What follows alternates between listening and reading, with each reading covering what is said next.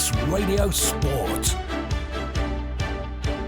Good evening and welcome to Saturday Sport Classified. Coming up in the next hour or so, we'll take a look at all the results and reactions in local football, rugby and hockey. We'll also be hopefully handing back down to Rob Pritchard at the Bowl and getting some reaction from FC Isle of Man manager Paul Jones following this afternoon's 3-3 draw with Pilkington, another 6-goal thriller to follow on from the reverse fixture earlier in the season. We'll also have the Junior Cup and Hospital Cup prelim round draws coming up, all before 6 o'clock right here on Manx Radio AM 1368 and Manx Radio AM on DAB.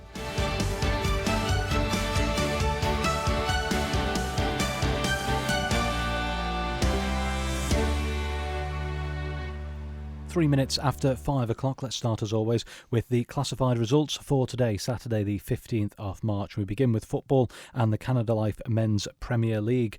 Union Mills 1, Russian United 4. Corinthians 3, St Mary's 2. Peel 6, Marown 0. St George's 0, St John's United 1.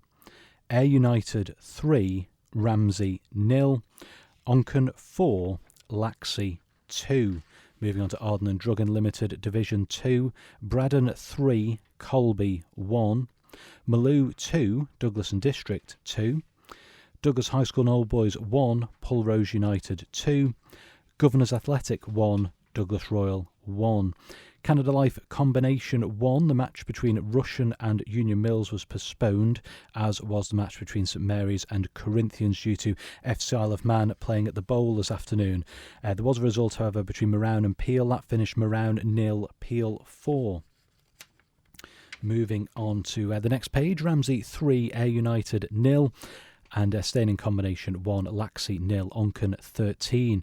Arden Druggan Limited Combination 2, we are awaiting a result between Douglas Athletic and Michael United. If you know that, 166 177 is the text number, please. Colby 2, Braddon 3. Ramsey Youth Centre and Old Boys and Gyms, we're awaiting a result for that, as we are between Pulrose and Douglas High School Old Boys. Again, 166 177 if you know those details, and we can pass them on to everyone else.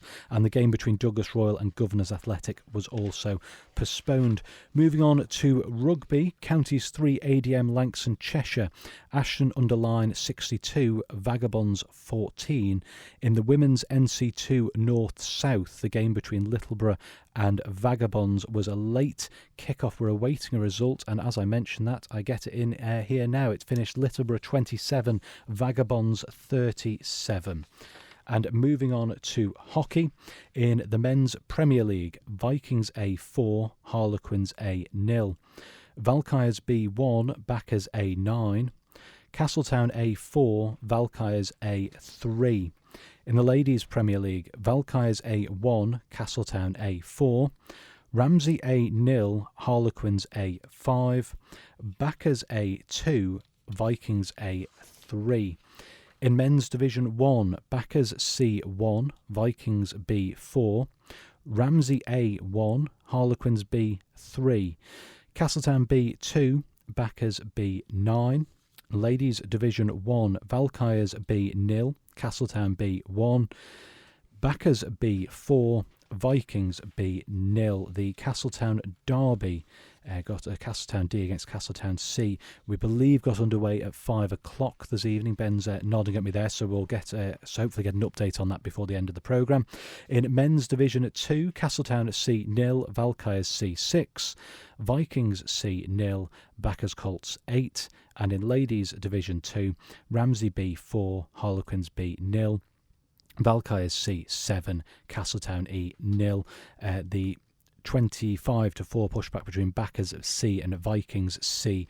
We're obviously awaiting details on that. And in the under-15s, the game between Vikings B and Castletown Sabres was postponed. A result, though, in Harlequins against Backers, that finished Harlequins 0, Backers 1. And we're awaiting details of the late pushback between Vikings A and Valkyries. We'll try and get you updates on those games before the end of the programme. Any of those missing football results you do know, like I say, 166 177, do let us know, and we can pass it on to everyone else. I'll bring Tony Mepham in at this point, though, to look at the football in more detail. Tony, I think we'll start the Corinthians game in the Canada Life Men's Premier League. Big win for Corinthians to keep any title hopes alive today, wasn't it?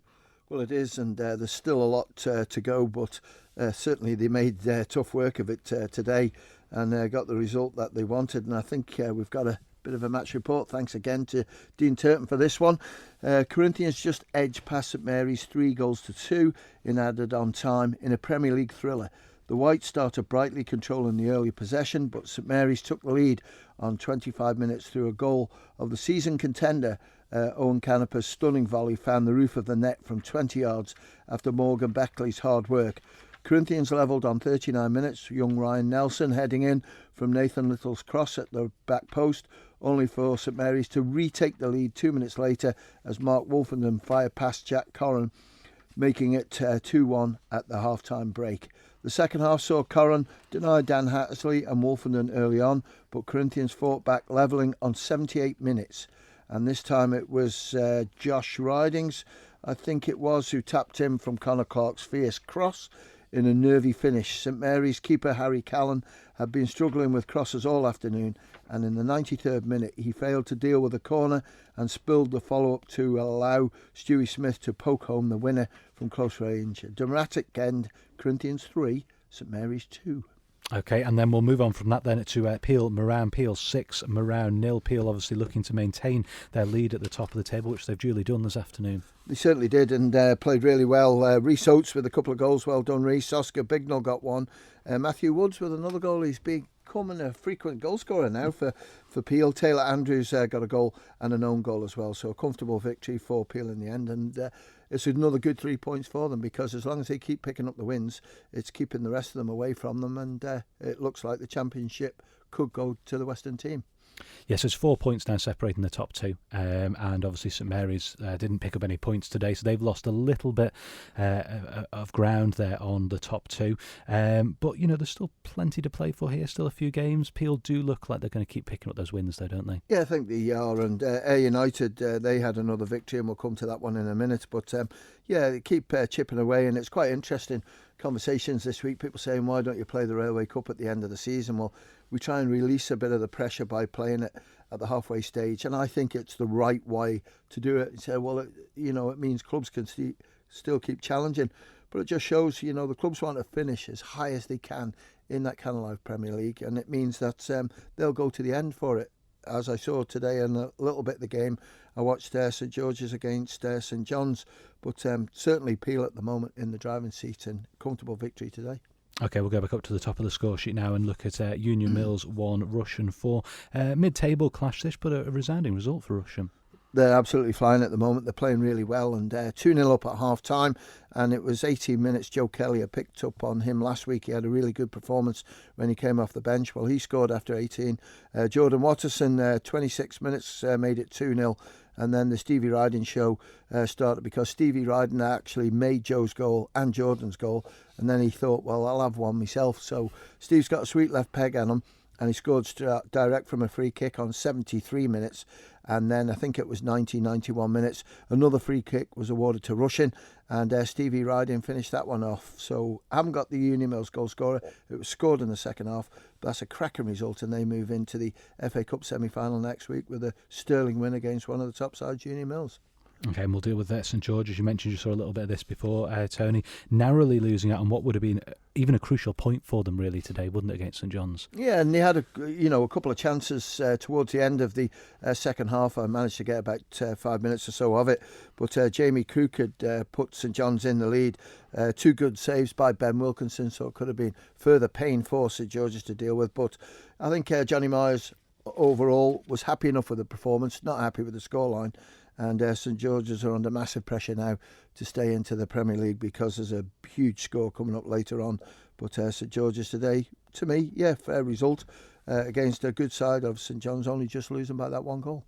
I'll come to Ayr United, who you touched on before when we were talking about the top two, because they do have a couple of games in hand, Ayr, and 3-0 winners against Ramsey today. Yeah, and it's always a close battle, the Northern Derby, and Ayr United today, 3-0 winners. Declan Cummins with one, Sean Kelly back from his suspension, he got the second one, and Chris Duggan got a goal as well. So, as you rightly say, pressure's still on the teams at the top. Corinthians second, Peel third, with that Ayr United 3-0 win. And you've just alluded to this as well. Big result for Onchan after they obviously drew with St George's last week, but going out 4-2 winners against Laxey. That's a great result for them. Sterling performance, and well done to Max Shirley. He got 2 of the goals. Jackson got one. Ethan Levers got the other one. But it was, I think, 3-1 at one stage, and Laxey had a penalty. Whether saved or missed, I'm not too sure. But certainly they had chances. But then they got it back to 3-2. So well done to Onchan getting that one ahead. But Rob McAuliffe got one for Laxey. I think it was Matty Ogden got the other one. So Johnny Palmer will be disappointed with that scoreline. And Onchan, what a huge 3 points that could prove at the end of the season. Just looking at the table now, so they move 4 points clear of St George's. St George's have got a game in hand over Onchan though, so it's still quite tight if they win that game in hand, but I think that could be a massive result. Yeah, it is a big result, and St George's have got some tough teams to play as well, but they'll keep chipping away. They had no Sean Quay today, they had no Chris Bass, so that didn't help things. They'll come back in and make them a lot stronger, but with that result, Onchan against Laxey, it just shows you what I say is you need a bonus result somewhere, and that's a massive result for Onchan. They wouldn't have expected that, probably, would they? In the leading up to this weekend. When you look at the league table, no chance. On Drug and Limited Division 2, then, Tony, the game you wrap for us this afternoon on Saturday Live. Braddon 3, Colby 1. Yeah, expected a little bit more in this one, but it was just one of those. I think a little bit at stake for Braddon. Didn't want to take any chances. Colby had good chances, but so did Braddon.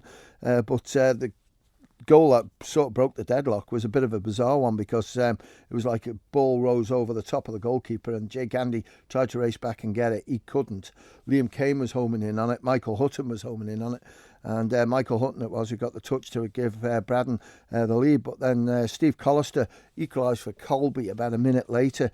A great strike by him. And, Colby could have actually gone 1 or maybe 2-0 up, because they had a couple of good efforts early on.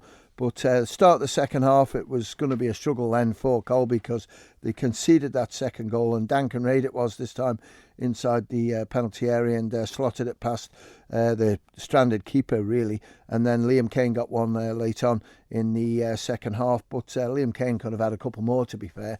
But some heroic goalkeeping by Jay Gandy, and well done to him. But also I thought the Braddon goalkeeper pulled off 1 or 2 really good saves, but congratulations to Braddon on getting them 3 points. We'll try and do the maths later, but I think that means that they go up now, not as champions, but they go up. They've still got games to play, but cracking result for them, and did the important thing is not losing. I'm just trying to. I'm not going to be able to do the maths quick enough. We'll have a look at that another time, Tony. I think it's done. Moving on then, Maloo 2, Douglas and District 2. And it was 2-1 to Douglas and District at half-time. Kyle Clark with one. I think that's his second goal of the season. Leonard Ballard on his first-team debut got the second goal. Not too sure who got Maloo's 2 goals, but I think that's a pretty good performance by Douglas and District, and a point shared. They'll be happy with that. Okay, big win for Paul Rose. Probably wouldn't have expected this. I didn't hear you call these results last night, Tony, but I wouldn't have thought you'd gone for Paul Rose in this fixture. Definitely not, and I don't mean that in a horrible way, but I think, speaking to Mo Powsland before, it was a performance and a half that Paul Rose put in today. Don't know who got Douglas High School Boys goal, but for Paul Rose, Ryan Holden got one, and Callum Dunn got one, and evidently the game was played in great spirits. Nipper took, really good game. But Paul Rose come out winners. Well done, congratulations.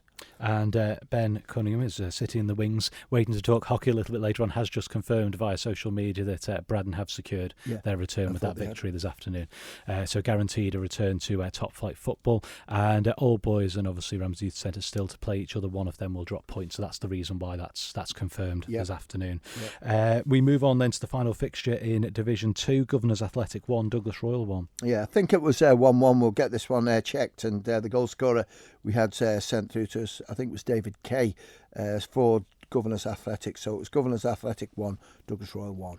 A couple of postponements. First of all, in Canada Life Combination 1, the game between Russian United and Union Mills was postponed, as was the St Mary's Corinthians game due to FC Isle of Man playing at the Bowl this afternoon. But we did get a result. Moran 0, Peel 4. Yeah, and star of the show today for Peel was Joe Crookall. He got a hat-trick. Well done, Joe. Toby Liddle got the other one. 4-0 it was to Peel. And a reverse of the Candlelife Premier League fixture, exactly. Ramsey 3, United 0. Expected, I think, because Ramsey want to keep the pressure on the top of the table, but certainly today Austin Hart had a good game. He got 2 of the goals. Ryan Kelly got the other one. And the big results of the day, flying high in Combination 1, Onchan 13, Laxey 0. Yeah, big result that one. We haven't got the goal scorers, so if you could text us through, please, 166177, but yeah, that's a heck of a scoreline, that, isn't it? It is, yeah. And we move on to Arden and Druggen Limited Combination 2. We're waiting a result, Douglas Athletic against Michael United. Again, 166, 177, if you do know those details. It sounds like a good game between Colby and Braddon. Braddon coming out on top, 3-2 winners. Yeah, a bit of a story to this one, because James Galway got a goal for Colby. Harry Harrison got the second one, but Braddon won the game 3-2, but actually Braddon were down to 9 men. 2 players were sent off for Braddon. Don't know what's gone on there, but that's impressive, that, if they can sort of only have 9 players and still win 3-2, because Colby are the champions of that league. So, points dropped, but, certainly today Braddon, a little bit of disciplinary issues on the pitch. Okay, we will do the one. In fact, we haven't got anything else to do because we're still waiting results in Ramsey Centre Old Boys against Gyms, Pulrose United against Douglas High School Old Boys, and we have a postponement in Douglas Royal against Governors Athletic. So that wraps up the football results. What we will do though now, Tony, thank you for your time. We'll come back for the Junior Cup and Hospital Cup prelim draws, but we will head back down to the bowl. Rob Pritchard's with Paul Jones. Good evening, Rob. Yes, very good evening. Full time in the NWCFL Premier Division this afternoon. FC Alaban 3, Pilkington 3, a 6-goal thriller here in the sunshine, and I'm joined right now by FC Alaban manager Paul Jones. So, Paul, you trailed 3 times in that game and fought back 3 times in that game to get level. What did you think overall to start with? Yeah, obviously, it wasn't the result we were wanting. However, to come from behind, as you say, 3 times and finish off with some points is good. It shows the character in the group. We were nowhere near where we were capable of. Just in terms of energy and effort and working hard for each other for quite long periods of the game. But despite that, we had more than enough opportunities to take the 3 points. It's as you say, it was an entertaining game for the neutral. As a manager, disappointed really that we've scored 3 goals and yet not won a game of football. But do you take maybe more positives than you did from last weekend? Not just the fact that you got a point on the board and you've not come away handed, but the manner in which you fought back time after time to get yourself back into the contest. Yeah, very much so. You could, at this stage of the season and with results having not really gone the way we wanted them since January, the player group could just kind of down tools, we lose a game, comfortably lose a game, but that didn't happen, and the players are hurting. It feels like we lost today. They know where we need to improve, and they're very committed to making sure that happens. So yeah, I'm pleased with the reaction. I'm pleased with the contribution the subs or the finishers made when they came on the pitch. I thought they did really well and helped to change some of the momentum. And yeah, ultimately, as you say, there are some positives to take from it. But we shouldn't be conceding 3 goals when they've created so little through the game. And on that subject of how the players are feeling from a mental side of things, and we've talked a lot about maybe needing a morale boost after the last couple of results, and that's now 5 games without a win. But what is the general atmosphere like in the dressing room? You've always been insistent that the work rate levels are there, but from a mindset side of things, how's it been over the last few weeks? They're really in a really good place. I think there is a bit of edginess about playing at home when things aren't going quite as well as we would like them to be. I think what the players are trying to do, and whoever manages or whoever's at the club and whatever player might be playing for the club while the club exists, it's difficult. It's hard what we're trying to do, and we can either make it easier or more difficult than we need to based on how we interact with each other. And from a management point of view, we're trying to make it as easy as possible.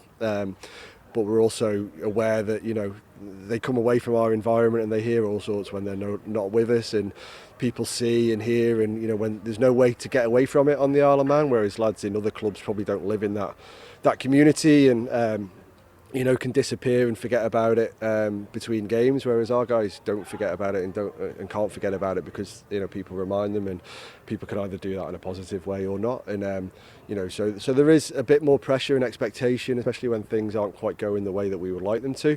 But that's part of the challenge, and we're going to have to find ways to handle it. But we said before the game we're a couple of early goals away from going on a good run and confidence builds, and but we're not doing enough at the other end of the pitch to stop teams from scoring at the moment, and that's the something we really need to work hard on. But yeah, the players are in good form. They're confident in themselves, but they're maybe not quite as confident as we need them to be when we play in front of our crowd at the moment, but hopefully that will come. And just finally, of course, the weekend's not over for you. You've got a very quick turnaround. You play Prestwich Hayes in the rearranged tie here at the Bowl again tomorrow morning at 11 a.m. So how much of a job have you and the players got in your hands for that quick turnaround? And I imagine there's going to be quite a few changes. Yeah, I would think so. I mean, we'll decide on the 16 that will be in the squad tomorrow morning when we all meet and see how the bodies are. There's likely to be some changes. Prestwich have had a day off today. They've not played a game beforehand, so they'll be fresh and ready to go, especially after a restful night on the Isle of Man. So they'll be well prepared. It'll be difficult. We need to work hard and stick together, and we're more than capable of doing that. I think we've had a good chat in there, and the players have been able to have a good conversation with each other about what they believe they need to do to not just do well against Prestwich tomorrow, but also move us forwards as a club, and hopefully we see some of that in the morning. Paul, thanks very much for your time indeed. FC Isle of Man manager Paul Jones there. So FC Isle of Man, they scored 3 goals this afternoon, but not 3 points. They've had to settle for just the one, full time in the NWCFL Premier Division here. FC Isle of Man 3, Pilkington 3. Back to you, Simon. Rob Pritchard, thank you very much, and thank you to Paul Jones, FC Isle of Man manager, speaking to us there following that 3-3 draw this afternoon. Of course, coverage of tomorrow's game on AM 1368 and Manx Radio AM on DAB. Time's just gone at 24 minutes after 5 o'clock. Let's return now to football and turn in Mepham. We've got 2 draws to do this evening, so let's start off with the first one, the Hospital Cup prelim round. Yeah, it's the Manx Quality Sheds Hospital Cup, and Carl Gartland was hopefully come up here, but he's got family commitments, and we accept that, and he's given us permission for Ben to crack on and do the draw. So in the bag is 24 teams, because there's a couple come out of it because of the way it's set up, and we need 8 games, please. So 16 teams come out the bag, please. Number 22. Number 22 is St John's against 21. And number 21 St George's, played today. 8. Number 8 is Douglas Royal against number 6. And number 6 is Douglas and District. Number 2. Number 2 is a home game for Braddon against number 12. And number 12 is Maloo. 15. Number 15, Onken. Against number 4. And number 4 is Colby. 23. Number 23 is St Mary's. Against number 16. And number 16, Peel. 13. Number 13, Moran. Number 5. And number 5 is Corinthians. 24. Number 24 is Union Mills. Against number 1.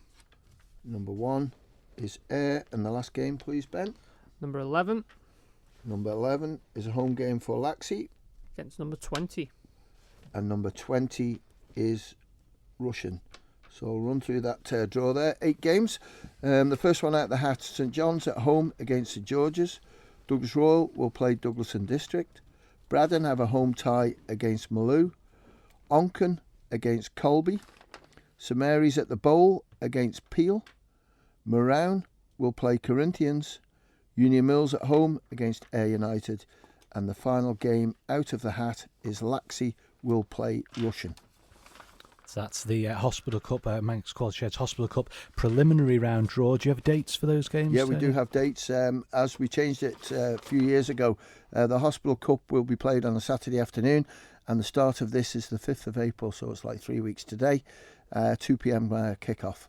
And the Junior Cup, which we're going to do the draw now, will be played on the Sunday, and that will start the Ascot Hotel Junior Cup prelim round on Sunday, the 6th of April.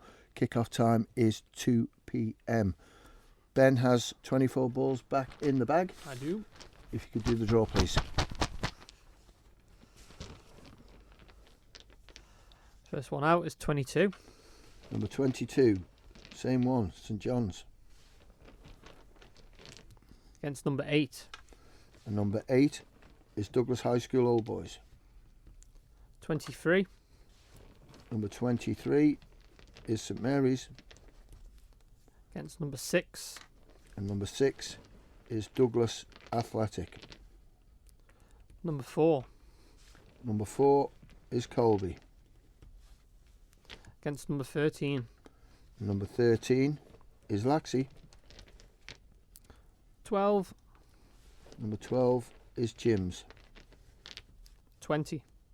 And number 20 is Ramsey Youth Centre and Old Boys. 17.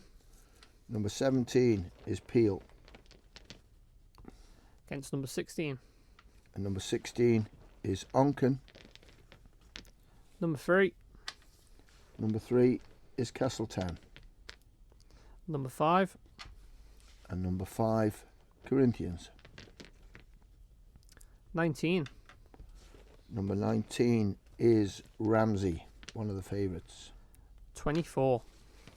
And number 24 is Union Mills. And the last fixture, please, Ben. Number 10. And number 10 is Foxdale. Against 21. And number 21 is Russian. So I'll go through those ties in the Ascot Hotel Junior Cup prelim round, 6th of April. First one out, St John's against Old Boys. St Mary's against Douglas Athletic. Colby will play Laxey. Jim's at home against Ramsey Youth Centre and Old Boys. Peel against Onken. Castletown will play Corinthians. Ramsey have a home tie against Union Mills, and the final game is Foxdale at home against Russian.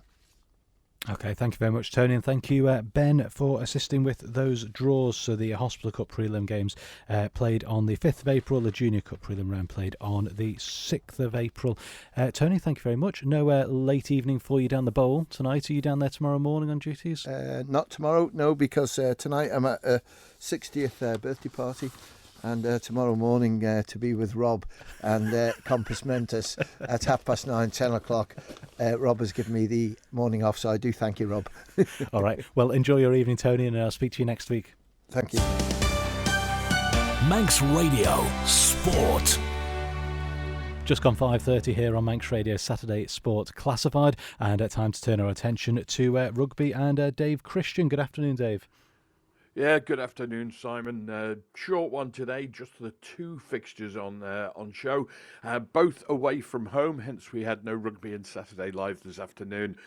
First of all, we've got Vagabonds men. They were away at Ashton-under-Lyne in County Street, ADM, Lancashire and Cheshire.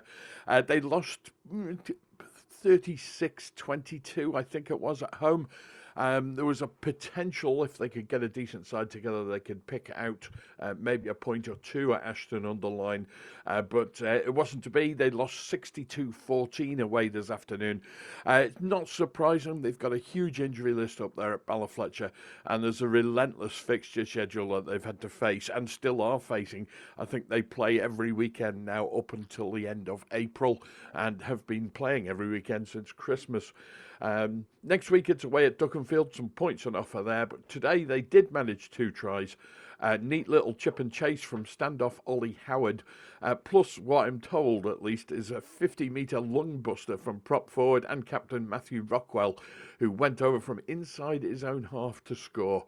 Ollie Howard converted both tries, so it's a good day at the office for him, but not so much for Vaggers. They trailed 36-7 at half time.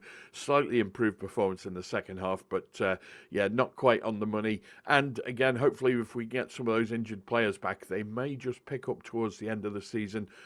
They've got Duckenfield next week, and I think they've also got second place De La Salle to come, who are chasing promotion. So tough line up for Vagabonds ahead, but today not to be, 62-14. Better news for Vaggers ladies. They were away this afternoon at Littleborough. They had back-to-back fixtures against the Rochdale side. They won 56-5 at Ballafletcher last Saturday, and they've added some icing on top of that cake with a 37-27 win away from home today. For the second weekend on the trot, number 8 Malin Campbell ran in 4 tries. So that's 8 tries in 2 matches for her. A rising star to keep an eye out, no doubt. The other 4-try hero from last weekend was Freya Crow. She got in for a try, so she's 5 in 2 matches, which is still pretty good by any reckoning. And there was also a try from Captain Leona McGovern. Sammy MacDonald was in amongst it all with the boot. She added a penalty and 2 conversions to round off their scoring. Now, the result, league-wise, will temporarily move Vaggers into second place.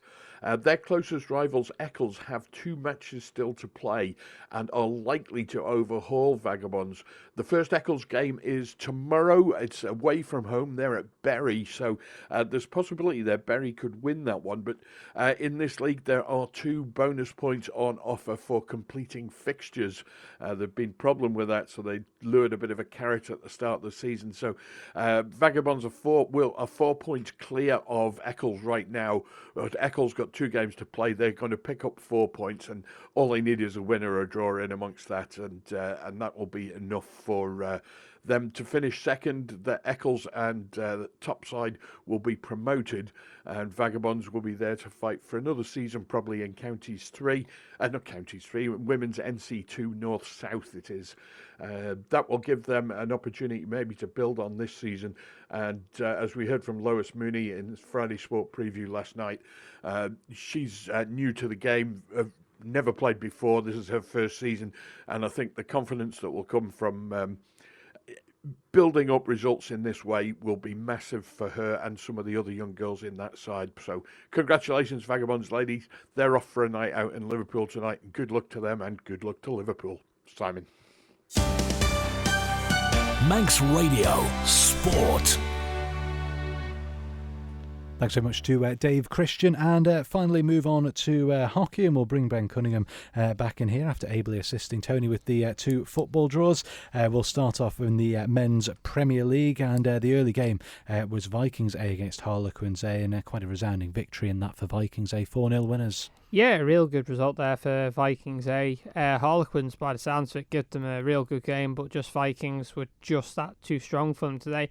Alex Birch with 1, John Cooper with 1, Tom Burrows with 1, and Archie Cayley with 1. Okay, and the 5-2 game in the Men's Premier League saw Backers A take on the Valkyries B team, and as is so often the way with these, you see the A team come out on top, 9-1 winners. Yeah, of course, Backers A, top of the league, Valkyries B, bottom of the league. Backers A have really made sure that they've got a good result out of this one. Jamie Brown with 3, Andy Whiting with 2, Elliot Reed with 1, Tony Bentley Roberts with 1, Shay Christian with 1, and Carl Moore with 1 for Backers A. And then the consolation for Valkyries B was Vaughan Batchelor. Okay, final game in Men's Premier League, Castletown A against Valkyries A. I always get intrigued when I see a score like this, Ben. I always wonder, is it a comeback or is it a back and forth game? 4-3 to Castletown A. From the reports we've had in, it sounds like a real back and forth game, to be honest with you, Simon. Real close game. When these two sides normally meet, it is always been known to be a close game, and it's lived up to its name. And Castletown this time getting the win.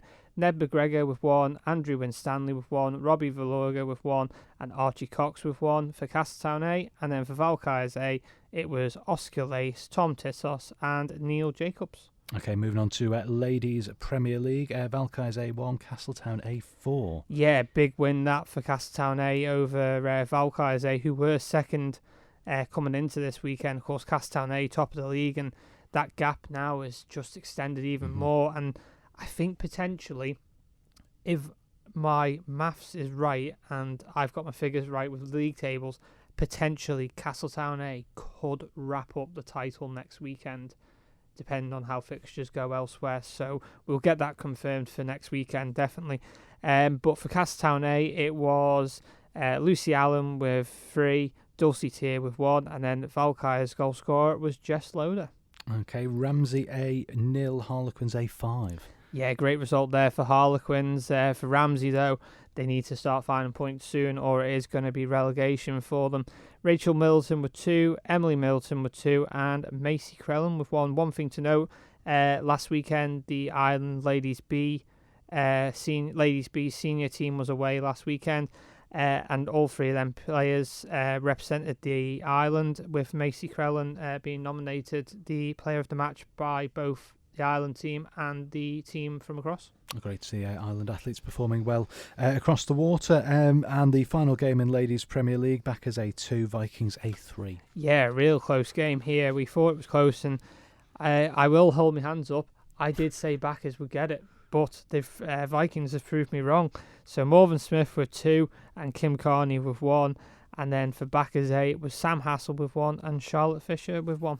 Okay, move on to men's Division 1, Backers C1, Vikings B4.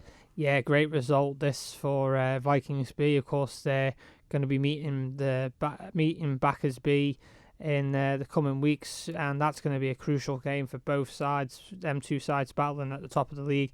For Backers C, it was Christian Davies, and then for Vikings B, it was Braden Masterson, Ben Dougal, Josh Knight, and Sam Spooner breaking out of goal. I hope you weren't in your goalkeeper kit doing it, Sam, but yeah, Sam Spooner on the score sheet.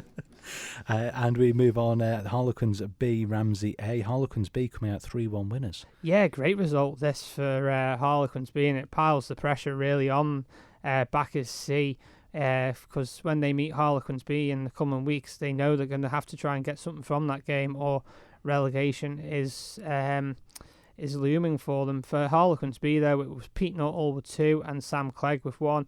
And then for Ramsey A, it was Dan Hurd.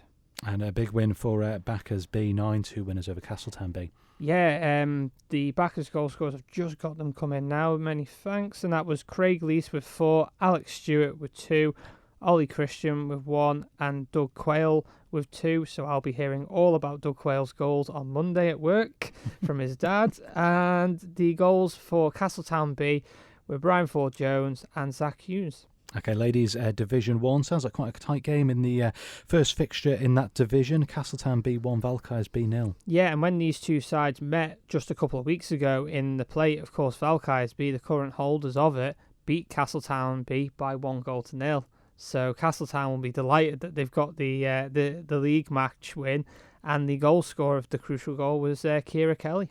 Okay, the final result we've got in Ladies Division 1, Backers B4, Vikings B0. Yeah, great result for Backers B there. For Vikings B, I know they've had a real tough season this year with availability and injury hitting the squad. But they've really done well to make sure that they've got teams out in all their teams this year. Lucy Kinraid with 2, Ashley Scaruccia and Zoe Bridson. And there was a 5 o'clock game in Ladies Division 1, Castletown D against Castletown C at King William's College. We shouldn't be far away from a half-time. We'll see if we can get that before the end of the programme. Nothing in as of yet.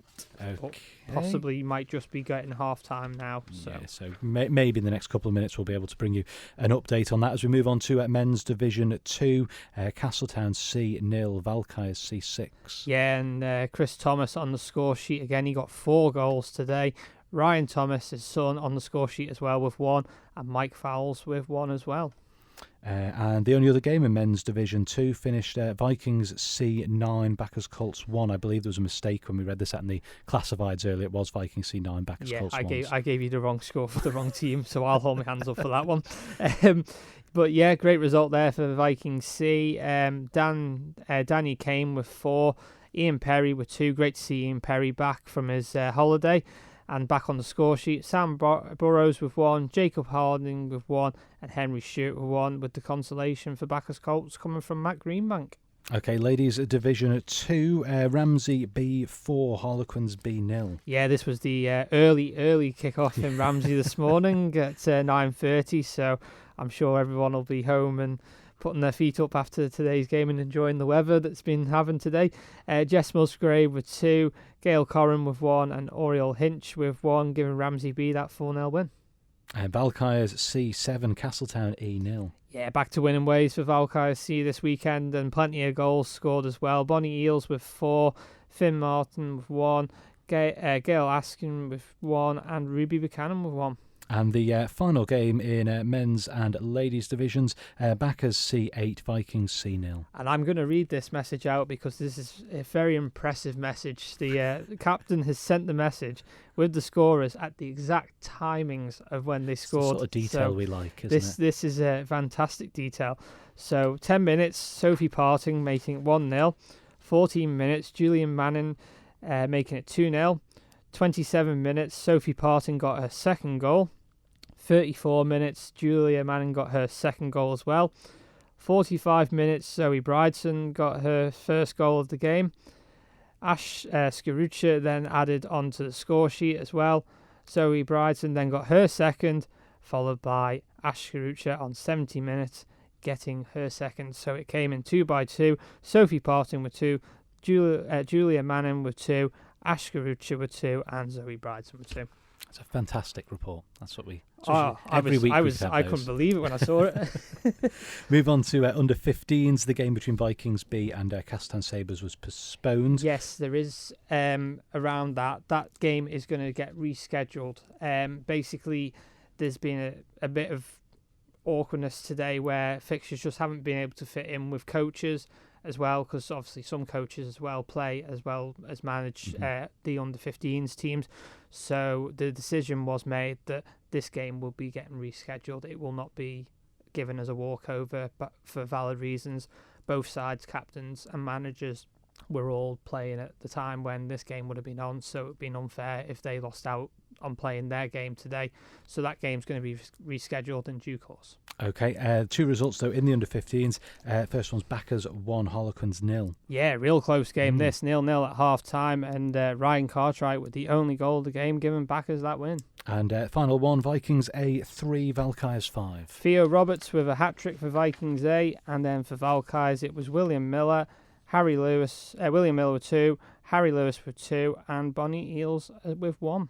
And the only other bit of business, did we ever get a half-time in that ladies' Division 1 game? Castan Derby, Castan D against Castan C. Sadly not. Right, okay.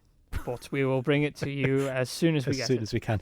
All right, Ben, thank you very much, both for your help with the draw, the Hospital Cup prelim and the Junior Cup prelim round draws, and, of course, for your insight into the hockey. You've got a busy day next Saturday, aren't you? You're in both studios. I'm double shift next week, so I'm on for Paul Moran from 12 till 4, and then I'll be jumping from Studio 1 into this studio to do full-time from 4 till 6. All right, Ben, I won't see you next week, but I'll see you in a couple of weeks. I'll be back on full-time and classifieds.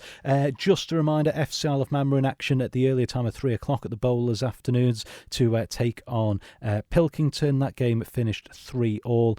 Rob Pritchard back with commentary tomorrow morning just before 11 o'clock. The game between Prestwich Hayes and FC Isle of Man getting underway at 11 o'clock tomorrow morning. Full commentary of that on AM 1368, Manx Radio AM on DAB, and of course online as well, or if you can pop down. Looks like it's going to be a nice day. Go down and support the Ravens at the Bowl. You'll find all the details for tickets over on their social media channels. Thanks very much to Tony Mepham, Dave Christian, Ben Cunningham, and of course Rob Pritchard at the Bowl for the coverage this evening.